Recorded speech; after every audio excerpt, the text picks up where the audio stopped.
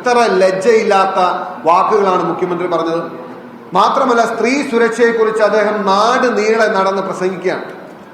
കഴിഞ്ഞ ദിവസങ്ങളിൽ ഈ സർക്കാർ തന്നെ വലിയ പ്രചണ്ഡമായ പ്രചരണം നൽകി സ്ത്രീ സുരക്ഷയ്ക്ക് വലിയ പ്രാധാന്യം കൊടുക്കുന്നു എന്ന് വരുത്താൻ വേണ്ടി അവർ ചെയ്തതാണ് നമ്മുടെ ഹണി റോസിന്റെ പരാതിയുമായി ബന്ധപ്പെട്ട കേസ്. ഹണി റോസിന്റെ പരാതി കിട്ടി സർക്കാർ എത്ര പേർക്കെതിരെ കേസെടുത്ത് എന്തൊക്കെ നടപടികളുമായി മുമ്പോട്ട് പോയി. ഞാൻ ഈ കലാരാജുവിന്റെ സംഭവം കഴിഞ്ഞ് ഈ കൗൺസിലറെ കാണുമ്പോൾ അവർ ഏറ്റവും വേദനയോടുകൂടി എന്നോട് പറഞ്ഞ കാര്യം, അവരെന്റെ നെഞ്ചത്ത് മാറി മാറി മർദ്ദിച്ചു, എൻ്റെ കഴുത്തിൽ കുത്തിപ്പിടിച്ചു, എൻ്റെ ചെവിയിലെ കമ്മലുകൾ വലിച്ചൂരിയെടുത്തു, എന്നെ പുറത്തും ഇടുപ്പിലുമായി അവർ ചവിട്ടുകയും മർദ്ദിക്കുകയും വലിച്ചിഴക്കുകയും കാറിലേക്ക് എടുത്തിടുകയും ചെയ്തു. എന്നെ തെറി അഭിഷേകം നടത്തി ഞാൻ ഇന്നുവരെ ജീവിതത്തിൽ കേട്ടിട്ടില്ലാത്ത രീതിയിൽ എന്നെ അധിക്ഷേപിക്കുകയും ആക്ഷേപിക്കുകയും തെറി വിളിക്കുകയും ചെയ്തു.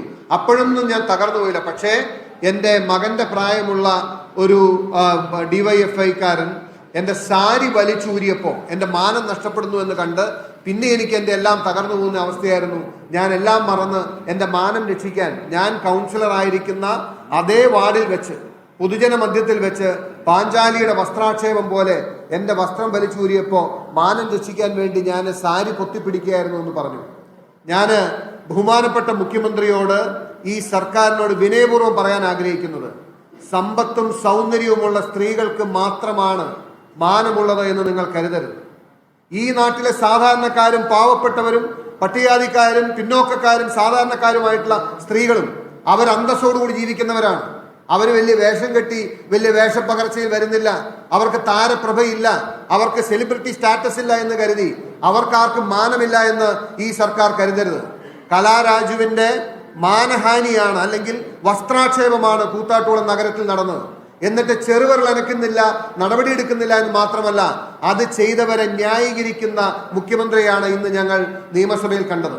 ഇത് ഈ CPM-ന്റെ മാഫിയ രാഷ്ട്രീയത്തിന് സംരക്ഷണം നൽകുന്ന മുഖ്യമന്ത്രിയാണ് ഞങ്ങൾ ഇന്ന് കണ്ടത്.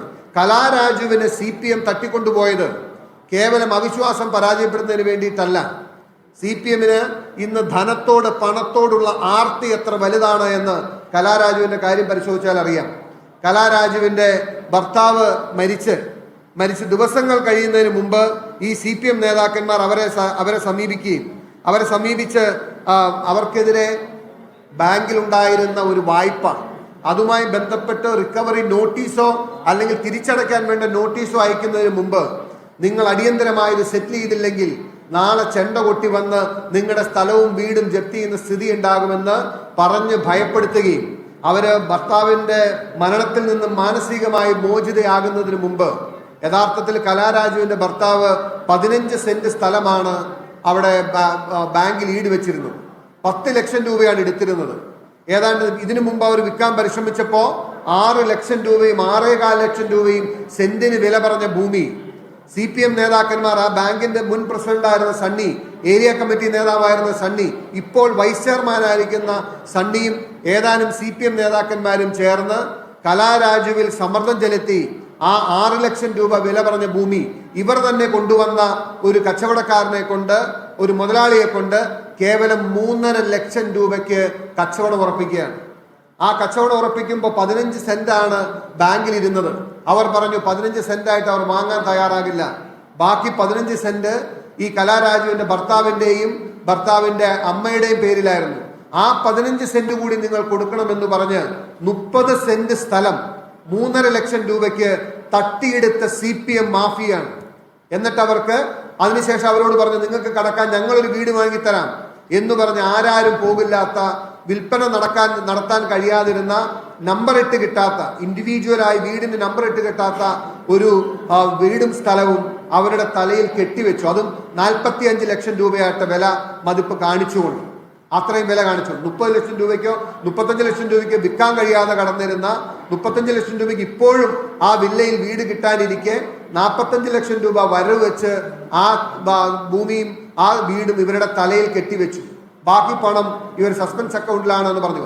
ഈ നിലയിൽ കലാരാജു എന്ന് പറയുന്ന ഒരു CPM-ന്റെ പ്രവർത്തക, ആ ഒരു CPM കുടുംബം 25 വർഷം ഈ പാർട്ടിയെ സേവിച്ച് കൗൺസിലറായിരുന്ന അവര് അവരുടെ ഭർത്താവ് മരിച്ച് അവരൊരു പ്രയാസത്തിൽ നിരാലംബയായി നിസ്സഹായായി നിൽക്കുന്ന സമയത്ത് അവരുടെ സ്വത്ത് തട്ടിയെടുത്ത മാഫിയ സംഘം ഈ കാര്യം അവർ കോൺഗ്രസിനോടൊപ്പം UDF-നോടൊപ്പം വന്നാൽ പുറത്തു വരുമെന്ന് ഭയം കൊണ്ടാണ് കലാരാജുവിനെ തട്ടിക്കൊണ്ടുപോയി ഏരിയ കമ്മിറ്റി ഓഫീസിൽ ബന്ദിയാക്കി വെച്ച് അവിശ്വാസ പ്രമേയത്തിന്റെ സമയം കഴിഞ്ഞ് വലിയ മാധ്യമ വാർത്തയും പോലീസും കാര്യങ്ങളും ഒക്കെ വന്നപ്പോൾ അവരെ റിലീസ് ചെയ്ത് ഇപ്പോൾ പറയുന്നു കലാരാജുവിനെ തട്ടിക്കൊണ്ടുപോയത് UDF ആണ്.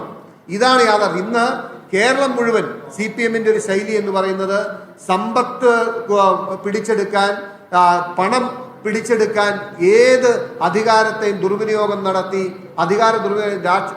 രാഷ്ട്രീയ മാഫിയ പ്രവർത്തനം നടത്തുകയും അതിന് നേതൃത്വം നൽകുന്നതും സംരക്ഷണം നൽകുന്നതും മുഖ്യമന്ത്രിയാണ് എന്ന് ഇന്ന് നിയമസഭയിൽ പച്ചയായ തെളിവായി ഞങ്ങളുടെ മുമ്പിൽ നിൽക്കുകയാണ്. കാരണം ഇതിനെ മുഴുവൻ ന്യായീകരിച്ച് ഇവരെ മുഴുവൻ സംരക്ഷിച്ച് അവർക്ക് സംരക്ഷണം നൽകുന്നത് CPM-ന്റെ മാഫിയ രാഷ്ട്രീയത്തിന്റെ തലവനും സംരക്ഷകനും മുഖ്യമന്ത്രിയാണ് എന്നെന്ന് കേരളത്തിന് ബോധ്യപ്പെടുകയാണ്.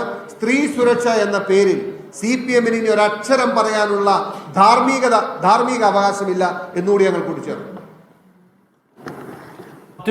അടക്കമുള്ള പ്രതിപക്ഷ MLA-മാർ നിയമസഭയുടെ മീഡിയ റൂമിൽ വാർത്താ സമ്മേളനം നടത്തുകയും സർക്കാരിനെ വിമർശിക്കുകയും ചെയ്യുകയാണ്. സെലിബ്രിറ്റി സ്റ്റാറ്റസ് ഉള്ള ആളുകളുടെ പരാതിയിൽ മേൽ മാത്രം നടപടിയെടുക്കുന്ന സർക്കാർ പാവപ്പെട്ട മനുഷ്യർക്കും പട്ടികജാതിക്കാരായ സ്ത്രീകൾക്കും മാനാഭിമാനമുണ്ട് എന്ന കാര്യം ഓർക്കണം.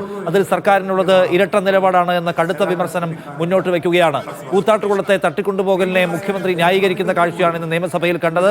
കാലുമാറ്റത്തെ തടയാനുള്ള നടപടി അവിടെ ഉണ്ടായിട്ടുണ്ട് എന്ന് പറഞ്ഞുകൊണ്ട് ഈ തട്ടിക്കൊണ്ടുപോകൽ ആക്ടിനെ മുഖ്യമന്ത്രി ന്യായീകരിക്കുകയാണ് ചെയ്തത്.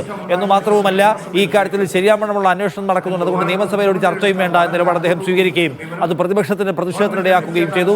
പ്രതിപക്ഷ നേതാവ് സംസാരിച്ചുകൊണ്ടിരിക്കെ അദ്ദേഹത്തിന്റെ ഓഡിയോ മ്യൂട്ട് ചെയ്യുന്നു സഭാ TV.